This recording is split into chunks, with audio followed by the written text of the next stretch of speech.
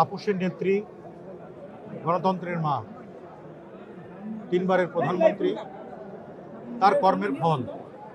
তিনি সারা জীবন যা বলেছেন, কখনো জনগণের বিরুদ্ধে বা রাষ্ট্রের বিরুদ্ধে গেছে এমন কোনো কথা তিনি বলেন নাই।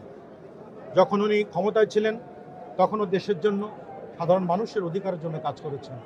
যখন উনি অপোজিশনে ছিলেন তখনও দেশের জন্য, এবং যখন যারা ক্ষমতায় ছিল তাদেরকে সহযোগিতা করার জন্য এবং সাধারণ মানুষের অধিকার আদায়ের জন্য কথা বলেছেন। উনি কখনোই নিজের স্বার্থের জন্য, নিজের সুখ শান্তির জন্য, নিজের পরিবারের শান্তির জন্য কখনোই কথা বলেন নাই। আপনারা জেনে নিশ্চয় জানেন যে কতবার তিনি মৃত্যুর দ্বারপ্রান্ত থেকে ফিরে এসেছেন। অনেক ডাক্তার তখন ভোট বসিয়ে বলেছেন আপনাকে এক্ষুনি দেশের বাইরে সুচিকিৎসার জন্য যেতে হবে।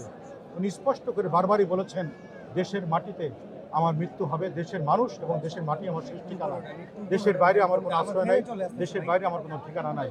তিনি মৃত্যুবরণ করে মৃত্যুর কোলে ঢলে পড়ে প্রমাণ করলেন দেশনেত্রী এবং খালেদা জিয়া কথা এবং কাজ, তার কর্ম এবং তার বক্তব্য সবসময় উনি দেশের জন্য, মানুষের জন্য বলে গেছেন। আজকে তিনি প্রমাণ করেছেন এই দেশের মাটিতে ঘুমিয়ে আছে। দেখেন আমাদের সামনেই তার সেই স্বামী রাষ্ট্রপতি শহীদ জিয়াউর রহমান, বীর মুক্তিযোদ্ধা, স্বাধীনতার ঘোষক, সাবেক রাষ্ট্রপ্রধান, বীর উত্তম, কতগুলো কি বলবো। তার স্ত্রী, আমাদের নেত্রী, দেশনেত্রী এবং খালেদা জিয়া আপোষের নেত্রী পাশাপাশি ঘুমিয়ে আছে। সারা বাংলাদেশের মানুষ আজকে কাঁদছে।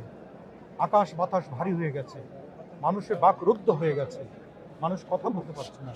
এমন একজন মানুষকে আমরা হারিয়েছি। তার স্বপ্ন ছিল যে সুন্দর বাংলাদেশ সে নিজ চোখে দেখে যাবে। তিনি যেভাবে এই দেশকে নিয়ে আশা করেছিলেন, যেভাবে দেশকে এগিয়ে নিয়ে গিয়েছিলেন প্রথমে থাকা অবস্থায়, পরবর্তীতে যারা এসেছেন এই দেশকে খাবলে খামছে ধ্বংস করার চেষ্টা করেছেন। এই অবস্থা থেকেও তিনি বারবার চেষ্টা করেছেন সবাইকে নিয়ে সমন্বয় করে এই দেশকে সুস্থ সুন্দর অর্থনৈতিকভাবে সম্পন্ন করার জন্য, মানুষের ভাত এবং ভোটের অধিকার ফিরিয়ে আনার জন্য। সেই কাজটি আমার বিশ্বাস এবং সাধারণ মানুষের ধারণা, এবং ইতিমধ্যেই তিনি বিশ্বাস অর্জন করেছেন রাষ্ট্রপতি শহীদ জিয়াউর রহমান এবং দেশনেত্রী এবং খালেদা জিয়ার সুযোগ্য সন্তান জনাব তারেক রহমান সেই কাজটি সমাপ্ত করবেন। ইতিমধ্যেই তার কর্মতৎপরতা দেখেছেন, তার কর্মদক্ষতা দেখেছেন। তিনি সুন্দরভাবে দেশকে এগিয়ে নেওয়ার জন্য সর্বস্তরের মানুষের সাথে কথা বলছেন এবং জাতি ধর্ম নির্বিশেষে রাজনৈতিক দল সবাইকে নিয়ে উনি বলেছেন আসুন সবাই মিলে দেশটাকে রক্ষা করি, সবাই মিলে সাধারণ মানুষের ভাগ্যের পরিবর্তন করি, সবাই মিলে এই দেশকে সারা বিশ্বের কাছে মুখ উজ্জ্বল করে তোলার জন্য কাজ করি। উনি অর্থনৈতিকভাবে সম্পন্ন করার চেষ্টা করেছেন সুষ্ঠু ভোটের মাধ্যমে জনগণের রায়ে। উনি বারবার বলেছেন জনগণ যাকে রায় দেবেন সেই ক্ষমতা আসবে, সেই প্রধানমন্ত্রী হবে, তারাই দেশ চালাবে, যেই চালাক আমি তাকে সহযোগিতা করব।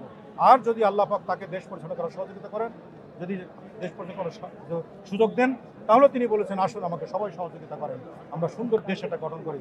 যার কারণেই এই 2024 সালের 5ই আগস্ট যখন দেশের একটি পরিবর্তন আসলো ছাত্র আন্দোলনের মাধ্যমে এবং সর্বস্তরের রাজনৈতিক নেতৃবৃন্দ, সাধারণ মানুষের যোগসূত্রে যখন এই আন্দোলন তীব্র থেকে তীব্রতর হয়ে দেশ থেকে ফ্যাসিস্ট বিদায় হলো, তখনও তিনি বারবার বলেছেন আসুন আমরা সবাইকে নিয়ে দেশটাকে সুন্দর করে সাজাই, সুন্দর করে গড়ি। উনি কখনো নিজের রাজনীতির কথা বলেন নাই, নিজের পরিবারের কথা বলেন নাই, নিজের সুখ শান্তির কথা বলেন নাই, এই রাষ্ট্রের কথা, দেশের কথা সুন্দরভাবে সাজিয়ে গুছিয়ে তোলার কথা বলেছেন এবং বলেছেন রাজনীতির সাথে সুস্থ সংস্কৃতি প্রয়োজন।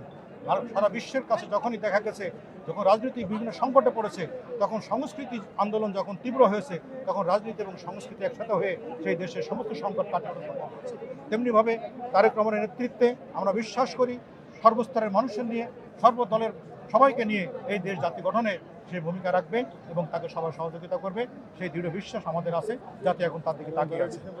পরে নির্বাচনের মাধ্যমে জনগণ যদি তাকে ক্ষমতায় আনার তৌফিক দান করেন, আল্লাহ পাক যদি তার তৌফিক দেন, তাহলে সারা দেশের মানুষের আশা-আকাঙ্ক্ষা পূর্ণ হবে এবং উনি নেতৃত্ব দিয়ে বাবা আমার আদর্শ বাস্তবায়ন করার জন্য সাধারণ মানুষকে নিয়ে এই দেশ সুন্দর এবং সুন্দর দেশ গড়ার ক্ষেত্রে কাজ করবেন।